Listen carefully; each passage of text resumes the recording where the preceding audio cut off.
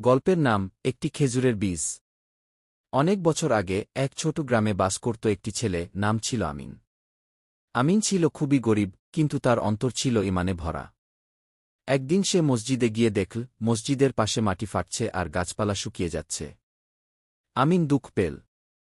সে তার একমাত্র সম্পদ, একটি খেজুরের বীজ হাতে নিয়ে দোয়া করল, হে আল্লাহ, এই বীজটি আমি তোমার রাহে রোপণ করছি।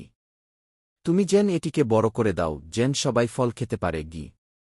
সে সেই বীজ রোপণ করে প্রতিদিন পানি দিতে লাগল। সময়ের সাথে সাথে আল্লাহর রহমতে বীজটি এক বিশাল খেজুর গাছে পরিণত হল। গ্রামের সবাই সেই গাছের ছায়ায় বিশ্রাম নিত, খেজুর খেত আর আল্লাহর শুকরিয়া আদায় করত। গ্রামের ইমাম বললেন, দেখো, ছোট একটি নিয়ত আর সততা আল্লাহ কত বড় বরকত দিয়েছেন।